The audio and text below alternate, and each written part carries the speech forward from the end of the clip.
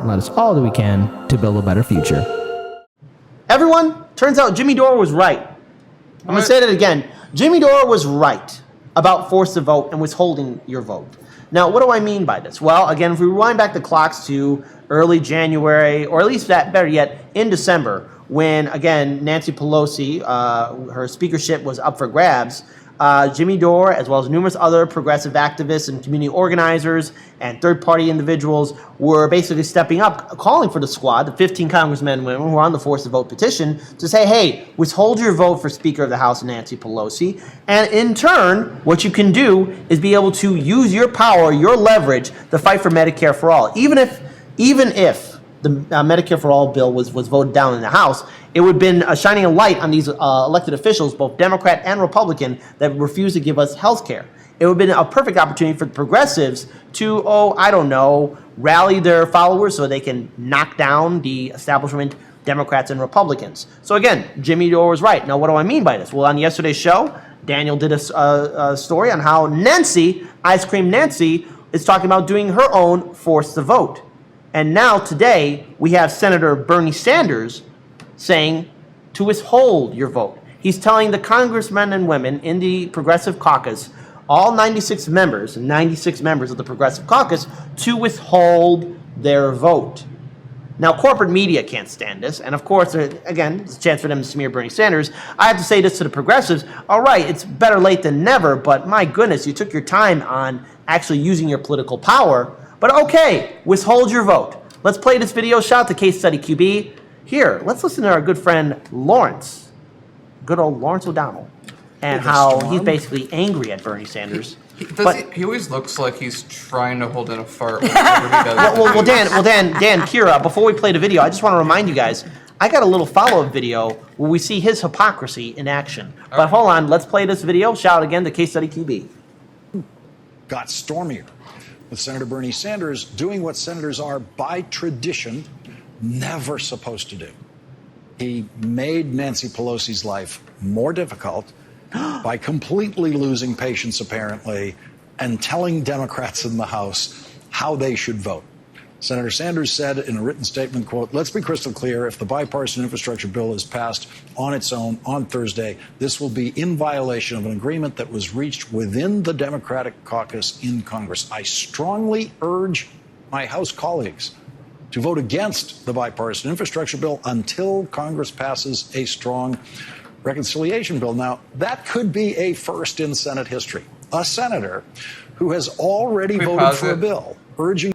I don't even have to look it up to know that him saying this is a first in Senate history is a blatant malicious lie. Yeah, don't even have to look it up. Someone tell me what looks right in my eyes and say, this is the first time a senator has ever told the House Speaker to do something. No. Someone tell me that. I dare you. Let's play the rest members of the House of Representatives to vote against that bill that he already voted for. Former Republican House Speaker John Boehner and many of his Republican colleagues rail against Senator Ted Cruz to this day for interfering in House business and urging House Republicans to vote against. Can we pause it again? So Daniel, here, right there, the video just corrects it. Again, and he corrected himself. Yeah, he didn't He heard your call and he answered. Well, see, he didn't even fact check this video. This should show you guys that these people at MSNBC and CBS and CNN and Fox News can't really do their research, because here they are right now showing Ted Cruz, a Republican senator, telling, again, former Speaker of the House, Boohoo Boehmer, what to do. Now, again, that's something, so that's not unprecedented. So technically, in reality, MSNBC just showed everyone their butt. And I'm trying to be clean here, trying to be... the butt is too. Yeah. Well, no, probably because it's Washington, D.C., it's probably all dirty and nasty. But to be very clear here, again, it's not Senator Bernie Sanders isn't breaking ground. He's not the first one. So, Daniel, not only were you proven right, but we all witnessed firsthand, right then and there, MSNBC saying, well, Ted Cruz did this, all the while, again, not correcting himself. Let's play the rest of the video. It's good. Let's keep going with the reaction channel. An increase in the debt ceiling when John Boehner was Speaker. We await Speaker Pelosi's memoirs to find out how she really feels about what Senator Sanders had to say today. What makes... Wait, pause it. I want to just make this point real quick. He just said, again, another lie, that we're going to have to wait for Nancy Pelosi's memoirs to see how she's saying. She's clearly a source you're already connected to. You already know what she's saying. You're speaking her words for him. Shut up. Yeah. That's all. Let's play the rest of it. Well, Nancy's not going to talk about this at all in the next week. Ice cream Nancy. She's like, guys, I want to talk further about this, but you got to wait for my second book to come out to read it. Yeah, there we No. go. Let's play the rest of the video. Debt ceiling when John Boehner was Speaker. We await Speaker Pelosi's memoirs to find out how she really feels about what Senator Sanders had to say today. What makes Senator Sanders reaching into House business even more unusual is that the position he advocates is already being well represented by the leader of the Progressive Caucus in the House, our next guest, Congresswoman Pramila Jayapal. Okay, Speaker pause Pelosi. it one more time. So he's upset that Bernie has done the unprecedented act, which is not unprecedented, of trying to get the progressives to do something which apparently they're already doing.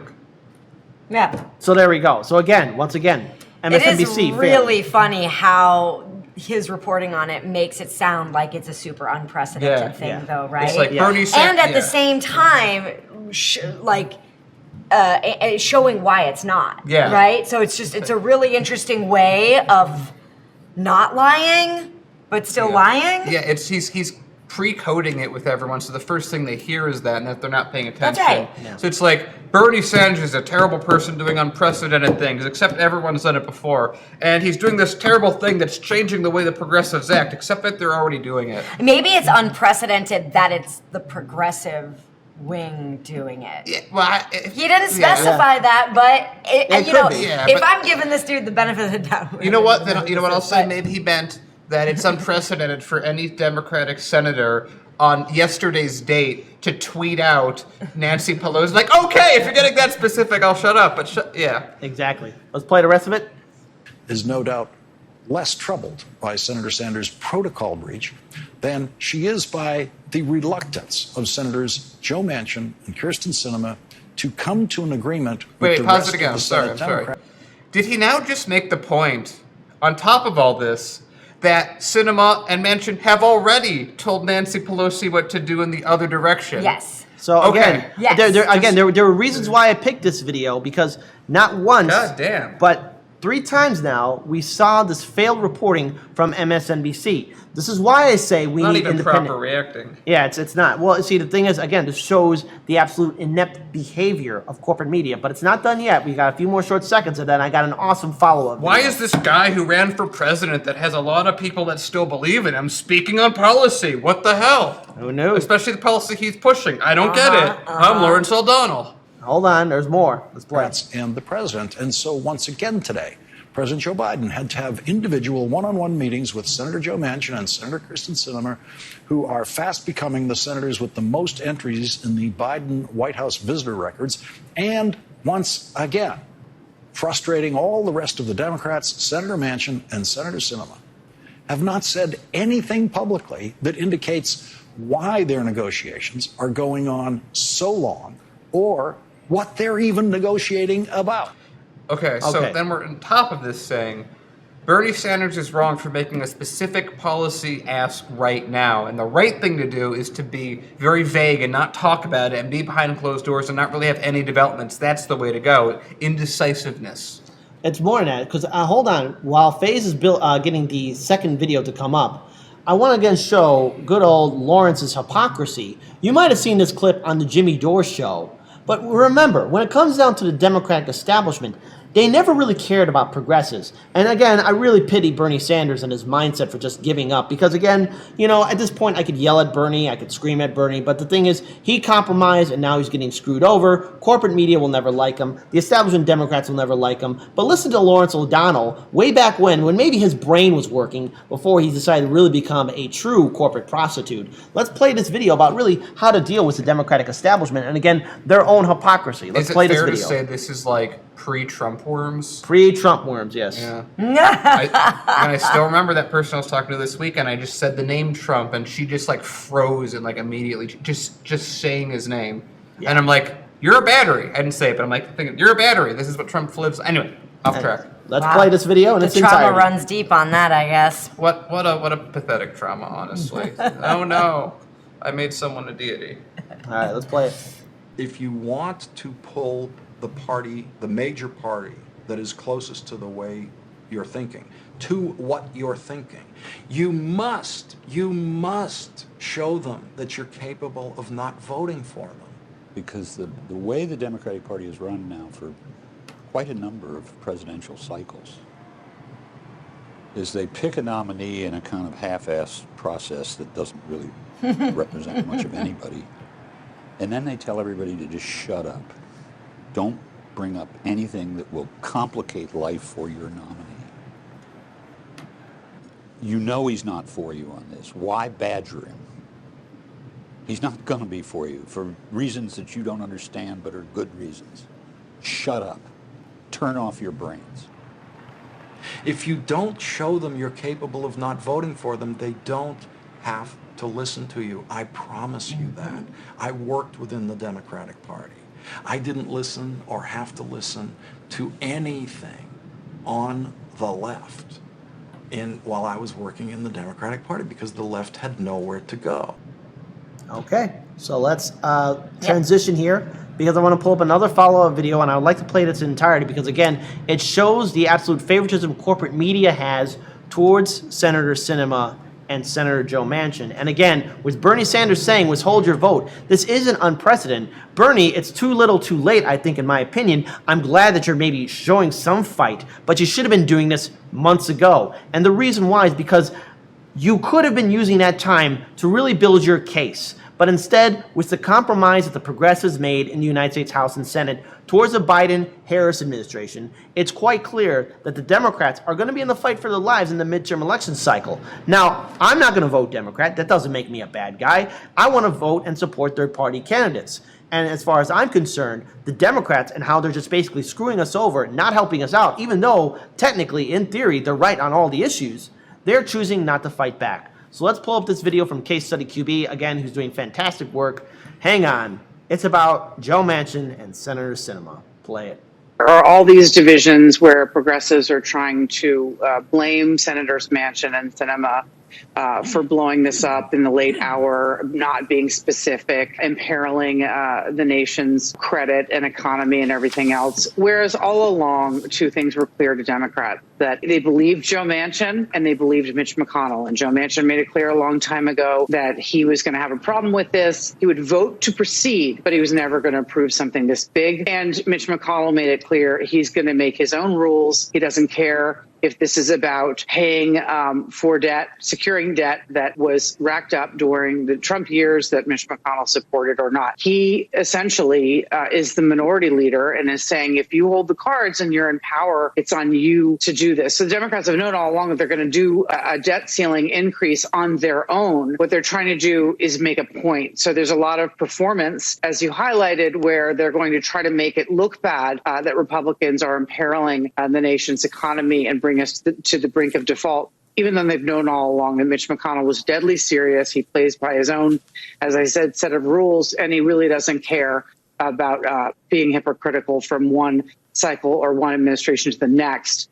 So they really are wanting to sort of, put on this show where they say Republicans are going to take us over a cliff and it's so terrible, and have a lot of people playing clips of Janet Yellen on television over and over again about the perils of this risk. But they know how this ends, and so they're doing their own performance. They also know how the infrastructure fight ends, which is that they've never had the math to do what Bernie Sanders wants to do. And in the end, Joe Manchin and Kyrsten Sinema will prevail. And they will not, they absolutely will not waste a bill that 19 Republicans have supported. They will not tank it. That will get passed because they have to. It's existential. And then they'll figure out the social welfare programs with progressives, and everyone will have hurt feelings. But they are not going to take us into default, and they are not going to tank Joe Biden's infrastructure bill and the rest of these programs. Well, bless you for that explanation. We may hold you to it. Okay, so again, that's corporate media. That's their blind favoritism towards the establishment. And the thing is, when you are progressive and you choose to run into the Democratic Party, you're choosing to run as a candidate, and let's say you successfully win, good luck in trying to push that party to the left, because you won't be able to do it. It's almost impossible at this point. And here we have Senator Bernie Sanders telling his elected colleagues in the House, withhold your vote. Don't do it. This is his legacy, basically. This is something that, again, he probably compromised on. He chose to compromise on this, and this is his end-all, be-all thing, his last Hail Mary. Bernie Sanders, you could have gotten so much more. You could have really used your political capital to actually shake things up, but you chose not to. And so at the end of the day, Jimmy Dore was right, but so was everyone else who was part of the Force the Vote campaign. Because when it comes down to it, it is a useful tactic. And Nancy is now using it. And now here we have Bernie Sanders saying, withhold your vote, and we're seeing pushback from the establishment media again. You see, next time, if there's ever an opportunity, if there ever is an opportunity for progressives to actually get off their butts and actually do something, maybe next time call for a Force the Vote. And maybe realize that when your constituents and your allies and your progressive critics, let's face it, it's okay to be critical of our politicians. The next time your critics say, hey, do something like Force the Vote, why don't you listen instead of just being afraid? Stop being afraid and fight back. Jimmy Dore was right, and Bernie Sanders, I hope that you're able to actually convince some of your colleagues in the House to withhold their vote, but chances are the Democrats will break. And also, if progressives really want to take it, and I really hope that this is like, again, like they've just been collecting, like they've been collecting all their powder and wasting it. This is the time where they're really willing to put their foot down and do it. Because I've never seen them fight this hard before, and again, I think it's because this is what was agreed to when Bernie Sanders dropped out, is that he would let everything happen, but this is the thing that he wanted to pass, was this human infrastructure. This was the compromise that was made. So if that's the case, and Bernie Sanders, for one, seems to be putting his foot down, and it is the thing, and everything we're saying is right, what if there was a scenario where Bernie and the progressives were willing to say to Nancy, Biden, and everyone else, we'll call your bluff. Mm-hmm. Sure, well, we'd love to see you watch the U.S. default if you don't do what we want, because we know you're not going to. That's a game of chicken that they're going to win. That's because right. Guess who really wouldn't like the U.S. to default in anything? Wall Street. Yep. Jamie Dimon was reported on some outlet, The Hill, HuffPost, somewhere, just today, talking about how, like, no, this isn't going to happen, and I'm going to make sure of it. And when some of the richest people in America don't want something to happen, guess what? Yeah. It doesn't happen. You have all the leverage in the world. Use it. Yeah. Yep. Absolutely. 100%. I love the point that you made, Daniel. I love it. And this is all bullshit, right? Yeah. I mean, I am glazing over here, not because y'all aren't incredibly dashing, intelligent, amazing gentlemen. Whoa, those are awesome adjectives. Thank you.